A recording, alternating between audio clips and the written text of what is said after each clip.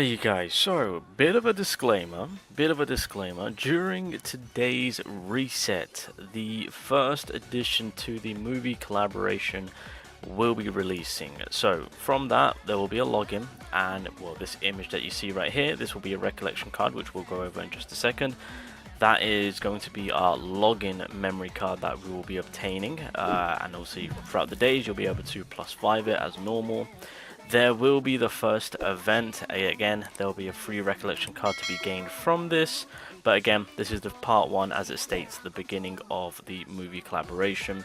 From this, as you guys can see, there's a lot of rewards as per usual. I low-key do prefer this event. I just love the amount of rewards that we get. It's actually fairly solid, especially with the upgrading character resources and materials.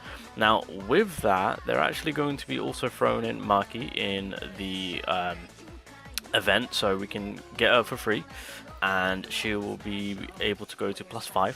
So from a free-to-play standpoint, if you are in need of, I guess, blue attacking characters outside of Gojo, then you can resort to Maki as an option if you choose to, of course. And yeah, event bonus if you've got any of these characters, which thank God for Panda, oh my god. We can apply these onto the events themselves to give us a slight little boost. Also, I do want to talk about Panda and Inumaki, of course, because these are banner characters. Now, this is kind of like a bit of a trap, and I'm doing this as a bit of a warning and a heads up, because I've already seen a few people being like, oh my god, the banner drops today, I'm summoning today. No, you're not. The banner drops on Sunday. It drops on the 24th.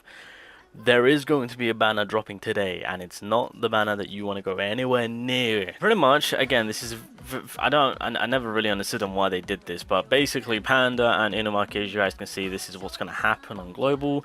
There's going to be a banner with these two characters. It's so awkward to see a new banner and the banner characters being SRs.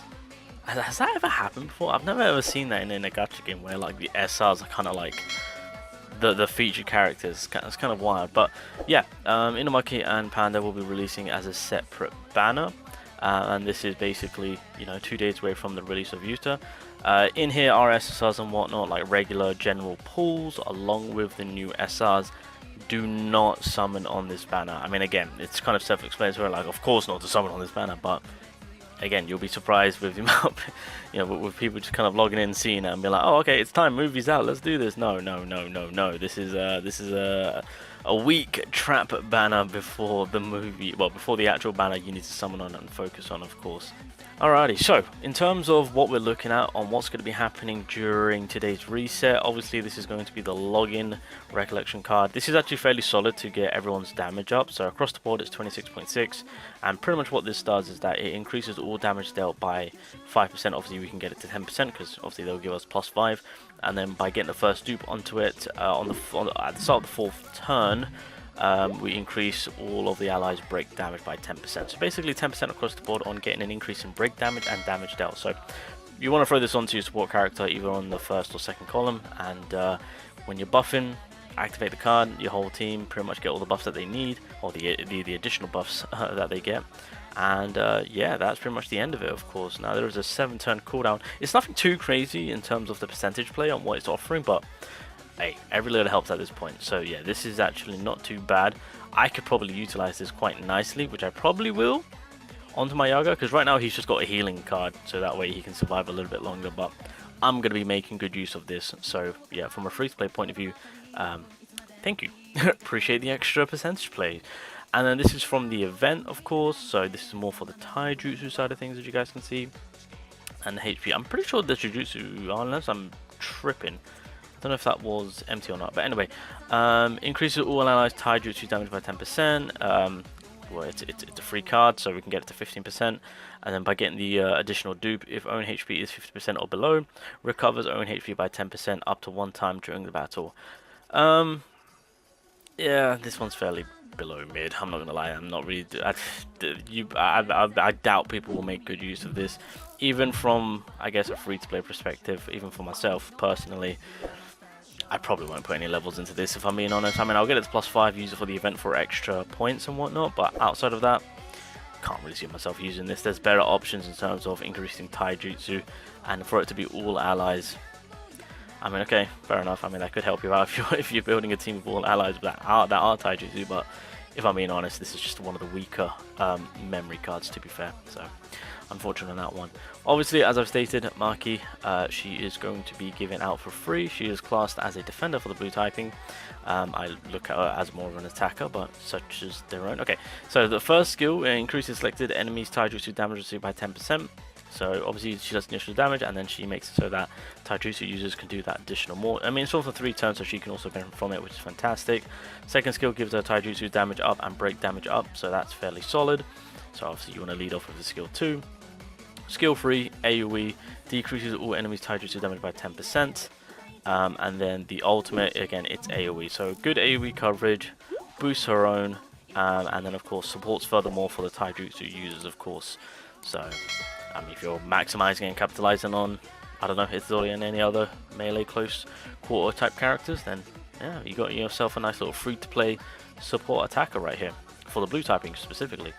Combination is AoE, very nice. Get a damage increase of 8%, and that's pretty much all she wrote. So fairly mid, but again, from a free-to-play point standpoint, yeah, I guess we can make good use of it.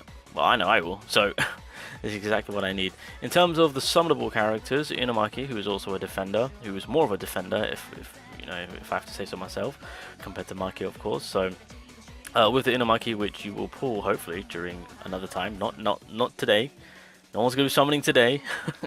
Is that the first skill is going to decrease the selected enemy's taijutsu by 5.7.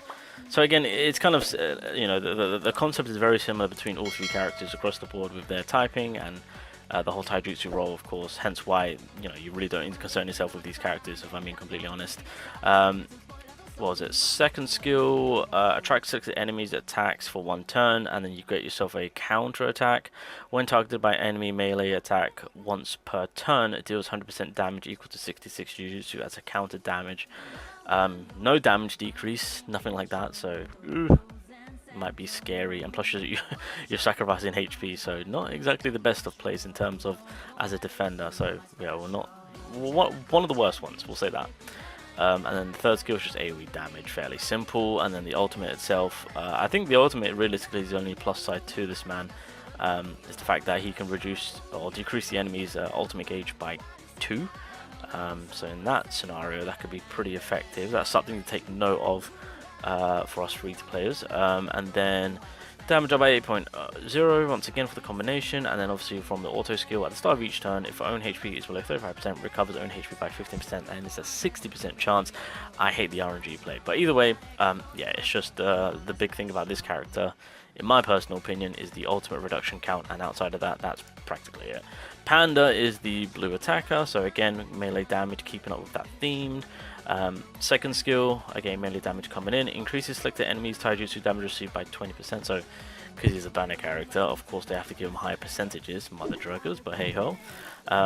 Skill 3, again, just doing casual 5 hits, 271.9, not too bad actually for a first level. And then the ultimate is AoE once again, and then the combination, yep, keeping it the same as Maki and Inumaki, that's fine. And then that's pretty much it. Yeah, like I said, he's just a straight up fighter. Fair enough. But yeah, fairly mid all across the board. Nothing you need to concern yourself with. No need to be summoning. Grind the event, get your tickets, get your resources, get your additional cubes, of course. Max out the recollection card, which don't invest in, not really worth your time. The login one, I mean, you can make good use of it if you're kind of slacking and lacking in the damage area. Although, I will say that, hold on, where is it? There is a good one that's already in an SR variant. Hold on a minute, because it also boosts everyone damage up, which I was using. Is it this one? But it's only activated.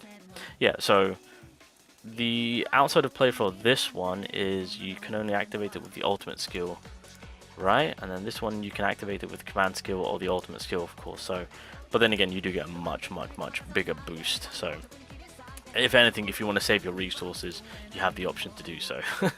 You have the option. If you don't have this SR card, then you got your free-to-play version of it, plus you get the extra 10 on the break damage, so there's that. And then of course the characters in question, no need to summon, avoid summoning for now, wait for the 24th, aka wait for Sunday. That is the banner you need to focus on. Only thing you guys need to concern yourself for today is just grinding through the story. Again, if you get lucky with the summons that you get through the event and you get Inumaki or Pan, to be fair, yeah, I mean, at this point it don't really matter who you pull. But just hoping for you get an SSR. I think that's the biggest takeaway. Hopefully you get an SSR.